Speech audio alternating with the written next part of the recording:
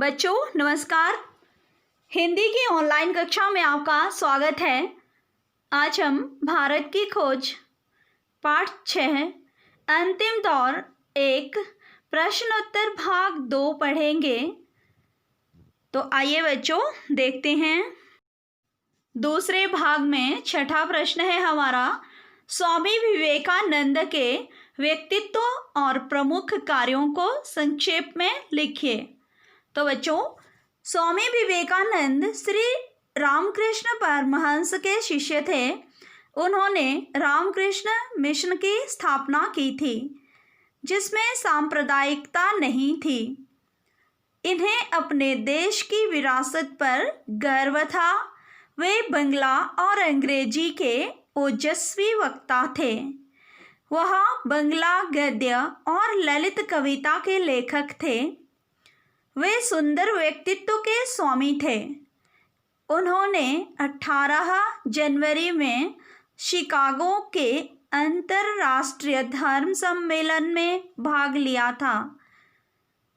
उन्होंने अनेक पश्चिमी देशों की यात्राएं की थी और वहाँ के लोगों को गहरा प्रभावित किया था। उन्होंने वेदांत के अद्वैत दर्शन के एकेश्वरवाद का उपदेश दिया था। वे मानते थे कि विचारशील मानवता के भविष्य के लिए यही एकमात्र धर्म हो सकता है। वह सामाजिक संगठनों को समय के साथ परिवर्तित होते देखना चाहते थे। वह कर्मकांड के विरोधी थे। वे दुनिया में दुर्बलता को सबसे बड़ा पाप मानते थे। दुर्बलता होता है बच्चों कमजोरी, चाहे वो किसी भी तरह की हो, शारीरिक, मानसिक, किसी चीज़ से डरना, ठीक है, हिम्मत ना होना, वो सब दुर्बलताएं उन्हें अच्छी नहीं लगती थी। उनका देहावसान सन 1902 में 39 वर्ष की आयु में ही हो गया था।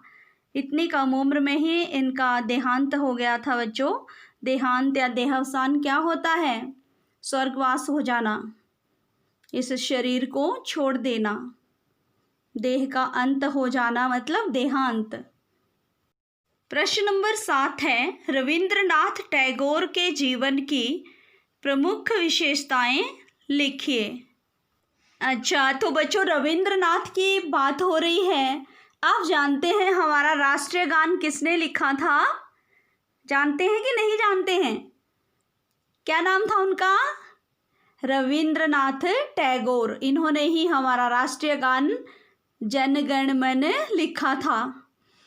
तो बच्चों रविंद्रनाथ टैगोर 19वीं शताब्दी के सुधारवादी आंदोलनों में प्रमुख रूप से भाग लेने वाले उच्च कोटि के साहित्यकार और कलाकार थे।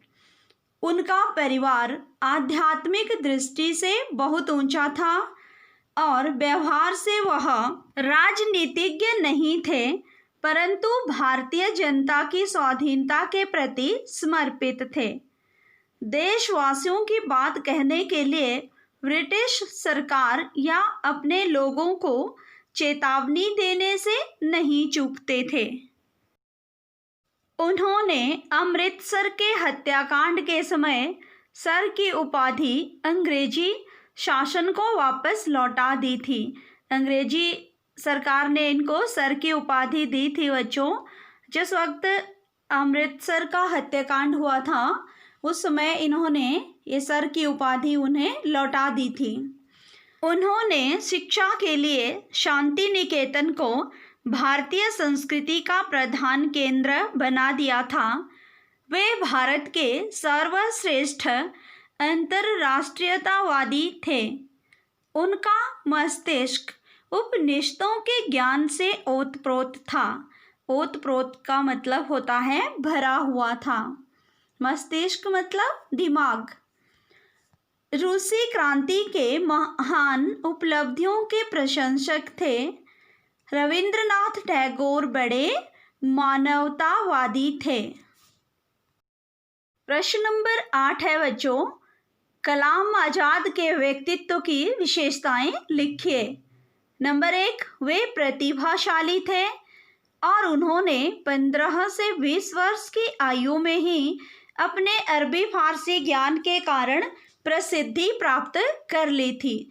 तो जो इतनी छोटी उम्र में ही इन्होंने अरबी फारसी के ज्ञान को हासिल करके प्रसिद्धि पा ली थी। आपको ऐसे लोगों से प्रेरणा लेनी चाहिए। नंबर 2, उन्होंने बाहरी इस्लामी दुनिया की जानकारी प्राप्त की थी। नंबर 3, उन्होंने धर्म ग्रंथों की व्याख्या बुद्धिवादी दृष्टिकोण से की थी। नंबर 4, वे इस्लामी देशों में किसी भी अन्य भारतीय मुसलमान की अपेक्षा अधिक प्रसिद्ध हुए थे। नंबर 5, उनका दृष्टिकोण उदार और तर्कसंगत था। नंबर 6, सामंती संकीर्ण धार्मिकता और अलगाववादी विचारधारा से दूर रहते थे। नंबर 7, उनकी शैली में उदारता और तेजस्विता थी। शैली होता है बच्चों स्टाइल या ढंग। नंबर 8, उनकी फारसी पृष्ठभूमि भाषा शैली को कठिन बनाती थी। नंबर 9, वे तार्किकता और आधुनिक दृष्टिकोण का मेल पसंद करते थे। नंबर 10, उन्होंने पुरातनपंथी और राष्ट्र विरोधी भावनाओं का विरोध किया था और अलीगढ़ परंपरा की जड़ें खोद दी थी। नंबर 11, वे श्रेष्ठ लेखक और पत्रकार थे। लेखक होने के साथ साथ ये पत्रकार भी थे बच्चों। प्रश्न नंबर 9 है, प्रौढ़ नेशनल कांग्रेस के प्रतिनिधि कैसे थे? लिखिए। बच्चों, सन 1885 ईस्वी में स्थापित होने वाली नेशनल कांग्रेस जब प्रौढ़ हुई तब उसे अपेक्षाकृत अधिक आक्रामक और आज्ञा न मानने वाले ऐसे प्रतिनिधि अधिक मात्रा में मिल गए जो निम्न मध्य वर्ग के विद्यार्थी थे। वे युवा वर्ग का प्रतिनिधित्व करते थे। आक्रामक होता है अग्रेसिव। आज्ञा न मानने वाले मतलब अवज्ञाकारी। आज्ञा का उल्टा क्या होता है बच्चों? अवज्ञा। प्रश्न नंबर 10 है, नेहरू जी ने तिलक गोखले और दादा भाई नौरोजी की प्रशंसा किन आधारों पर की है? स्पष्ट कीजिए। महाराष्ट्र के बाल गंगाधर तिलक ओजस्वी नेता थे। उनमें नेतृत्व की अद्भुत क्षमता थी।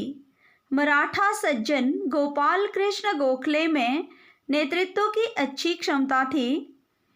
दादा भाई नौरोजी में समझबूझ की क्षमता अधिक थी। उन्हें तब राष्ट्रपिता समझा जाता था और उन्हें अवकाश प्राप्त जीवन से कांग्रेस में वापस लाया गया था।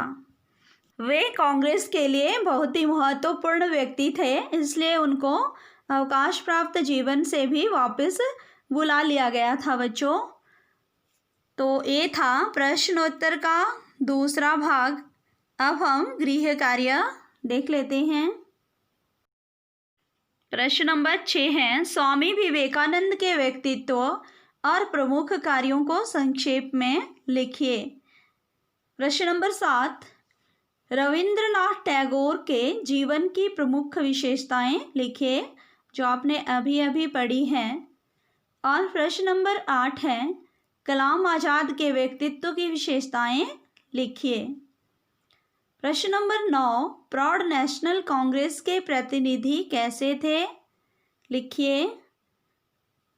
और प्रश्न नंबर 10 है, नेहरू जी ने तिलक, गोखले और दादा भाई नौरोजी की प्रशंसा किन आधारों पर की है? स्पष्ट कीजिए।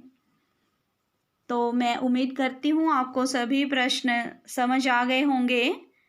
आपने ये लिखने भी हैं और साथ ही साथ याद भी करने हैं।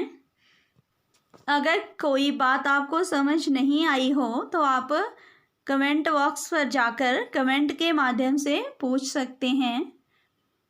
मैं आपको अच्छे से समझा दूंगी दोबारा से। आज के लिए इतना ही। कल हम फिर मिलेंगे किसी नए विषय के साथ। तब तक के लिए धन्यवाद।